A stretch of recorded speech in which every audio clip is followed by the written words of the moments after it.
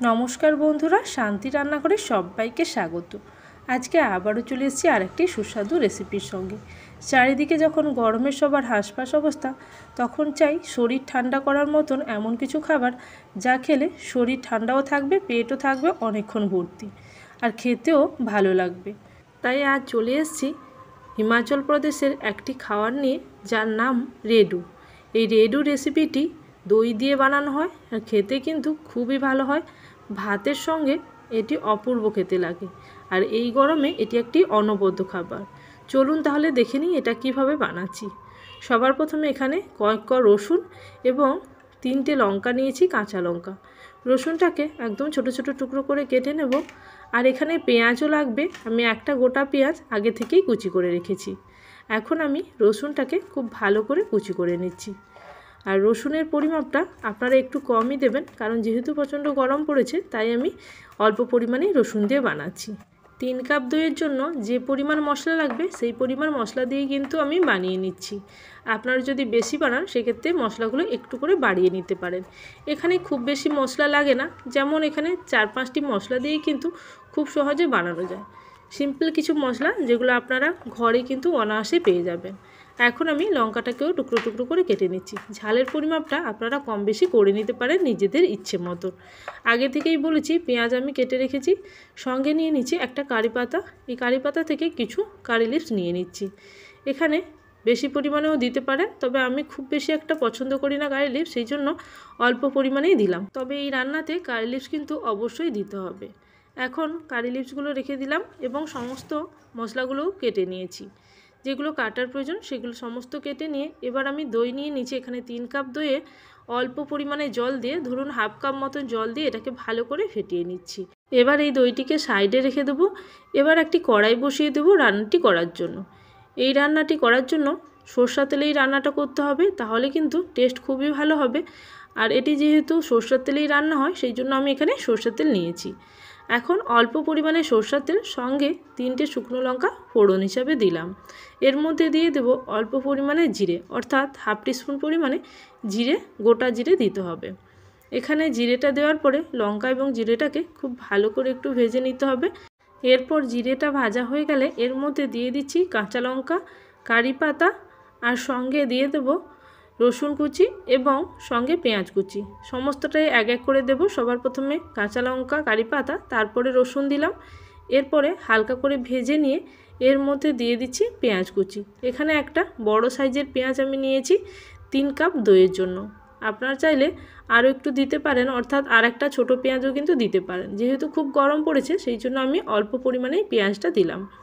এবার খুব ভালো করে পেঁয়াজটাকে ভেজে নিতে হবে। পেঁয়াজটা যখন খুব ভালো করে নরম হয়ে যাবে তারপরে এর মধ্যে লঙ্কার গুঁড়ি এবং হলুদের গুঁড়ি অ্যাড করতে হবে। তবে লঙ্কার গুঁড়িটা চাইলে আপনারা স্কিপ করতে পারেন, তবে কালারের জন্য অল্প পরিমাণে লঙ্কার গুঁড়ি আমি এখানে ইউজ করছি। এখানে পেঁয়াজটাকে নরম করার জন্য 1 টিস্পুন পরিমাণে আমি লবণ দিলাম এবং রান্নাতেও যে লবণটা লাগবে তার কিছুটা পরিমাণে এখন আমি দিয়ে দিলাম। এবার দিয়ে দেব হলুদের গুঁড়ো, হাফ টিস্পুন পরিমাণে দিলেই হবে, খুব বেশি প্রয়োজন নেই। এরপরে দেব খুবই অল্প পরিমাণে লঙ্কার গুঁড়ো, এখানে আমি 1/4 টিস্পুন পরিমাণে দিলাম। এবার খুব ভালো করে মশলাগুলোকে মিশিয়ে নেব। ভালো করে নাড়িয়ে চাড়িয়ে নিলেই কিন্তু মশলাগুলো ভাজা হয়ে যাবে। এরপরে এখানে আমি 1 টেবিল স্পুন পরিমাণে বেসন অ্যাড করব। বেসনটা দিয়েও খুব ভালো করে কিন্তু ভেজে নিতে হবে। যতক্ষণ না পর্যন্ত বেসনের কাঁচা ভাব যায় ততক্ষণ পর্যন্ত কিন্তু বেসনটাকেও ভেজে নিতে হবে। সমস্ত কিছু ভাজা হয়ে গেলে কিছুক্ষণের জন্য এটাকে ঠান্ডা করে নিতে হবে, তারপর দইটা অ্যাড করব। এখন আমি 1 টেবিল স্পুন পরিমাণে বেসন অ্যাড করে দিয়ে খুব ভালো করে হালকা আঁচে ভেজে নিচ্ছি বেসনটাকে, যতক্ষণ না পর্যন্ত বেসনের কাঁচা ভাবটা চলে যায়। এখন বেসনটাকে খুব ভালো করে ভেজে নেওয়ার পরে গ্যাসের ফ্লেমটাকে কিছুক্ষণ অফ করে কড়াইটাকে ঠান্ডা করে নেব এবং মশলাটাকেও খুব ভালো করে ঠান্ডা করে নিতে হবে। আর যতক্ষণ এটি ঠান্ডা হচ্ছে ততক্ষণের মধ্যে আমি আরেকটি রেসিপি আপনাদেরকে শিখিয়ে দেব। এই রেডুর সঙ্গে খাওয়ার জন্য আমি শুধু বানিয়েছিলাম আলুর পকোড়া।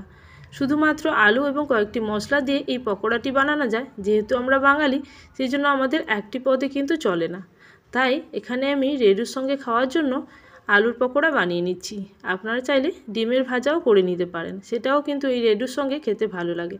তবে এখানে আমি পকোড়া বানানোর জন্য সবার প্রথমে দুটো মাঝারি সাইজের আলু ছাড়িয়ে নিয়ে সেটাকে একটা কর্নির সাহায্যে এইভাবে কুড়িয়ে নিচ্ছি। আলুটা কাটার প্রয়োজন নেই, এইভাবে কুড়িয়ে নিলেই কিন্তু খুব সুন্দর পকোড়া রেডি হয়। এখানে আমি কোনো রকম পেঁয়াজ বা অন্য কোনো সবজির ব্যবহার করব না, শুধুমাত্র আলু দিয়েই বানিয়ে নেব। আপনারা চাইলে পেঁয়াজ দিয়েও কিন্তু এই রেডি রেসিপিটি খেতে পারেন, তাতেও কিন্তু অপূর্ব লাগে। তো আপনাদের ইচ্ছে মতো আপনারা অন্য কোনো একটি ভাজা রেসিপি বানিয়ে নিতে পারেন। এখন আমি জলের মধ্যে আলুগুলোকে ফেলে ভালো করে ধুয়ে নেব এবং কিছুক্ষণ এই জলের মধ্যে ফেলে রাখবো, যাতে আলু থেকে স্টার্চটা বেরিয়ে যায় এবং আলুগুলো একটু খড়খড়ে বা শক্ত মতন হয়ে যায়। এখন দেখুন ভালো করে কিন্তু ধুয়ে নিয়েছি জল পাল্টে পাল্টে। আর এদিকে আমার রেডুর মশলাটা কিন্তু ঠান্ডা হয়ে গেছে। এবার আমি দই মিশিয়ে নেব। দইটা মিশিয়ে নিতে হবে খুব ভালো করে মশলার সঙ্গে, এবং অল্প পরিমাণে লবণও দিয়ে দিতে হবে স্বাদ অনুযায়ী।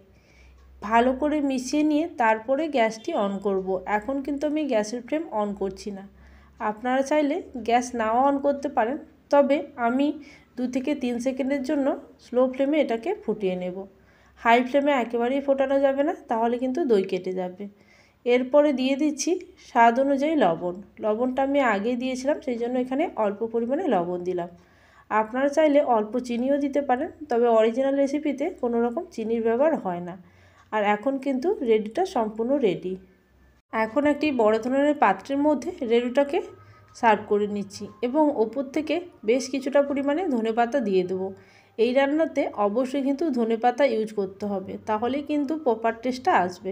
নাহলে কিন্তু হিমাচল প্রদেশের এই রেডুর রেসিপির টেস্ট কিন্তু একেবারেই পাবেন না। সেই জন্য ওপর থেকে অল্প পরিমাণে ধনেপাতা দিয়ে দিলাম এক্সাক্ট টেস্ট আনার জন্য।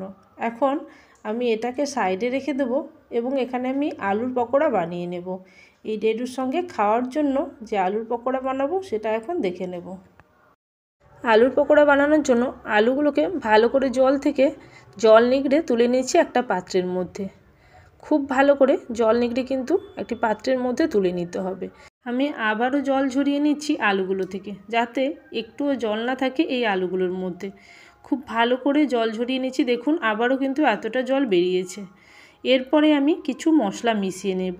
এই মশলাগুলো সাধারণ মশলা, যেগুলো আমরা বাড়িতেই সাধারণত পেয়ে থাকি, যেমন হলুদ, লঙ্কার গুঁড়ো এবং গরম মশলা, গোটা জিরে এবং কালো জিরে, এইগুলোই মিশিয়ে নিতে হবে। সবার প্রথমে অল্প হলুদ এবং লঙ্কার গুঁড়ো দিচ্ছি অল্প পরিমাণে, আর সঙ্গে দিয়ে দেবো কুচিয়ে রাখা কাঁচা লঙ্কা, যেটা আমি আগেই কুচিয়েছিলাম। যেহেতু রেডুতে কম পরিমাণে লঙ্কা দিয়েছি, সেই জন্য এখানে বাকিটা দিলাম।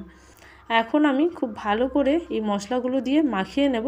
তবে এখানে কালো জিরে এবং নর্মাল জিরে অল্প পরিমাণে দিয়ে দিচ্ছি।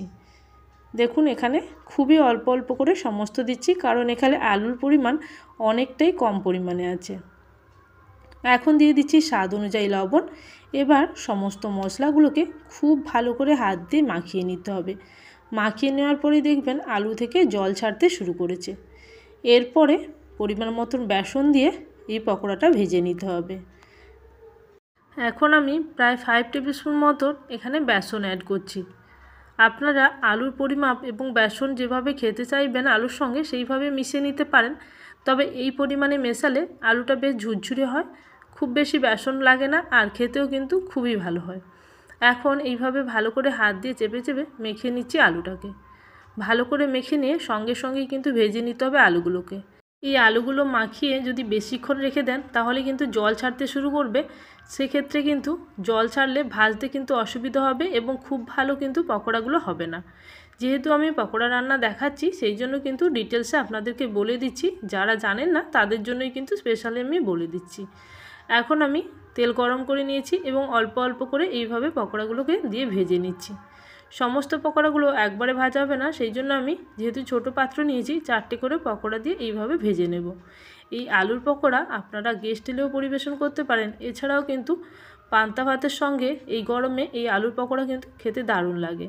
আপনারা একবার খেয়ে দেখতে পারেন। এখন আমি প্রথম ব্যাচের আলুগুলোকে একইভাবে লালচে করে ভেজে নেব এবং ভালো করে ভেজে নিলে দেখবেন ক্রিস্পি হয়ে যাবে। সেই সময় কিন্তু নামিয়ে নিতে হবে তেল থেকে। এবার নেক্সট বারে একইভাবে কিন্তু পকোড়াগুলোকে আবারও তেলের মধ্যে দিয়ে ভেজে নেব।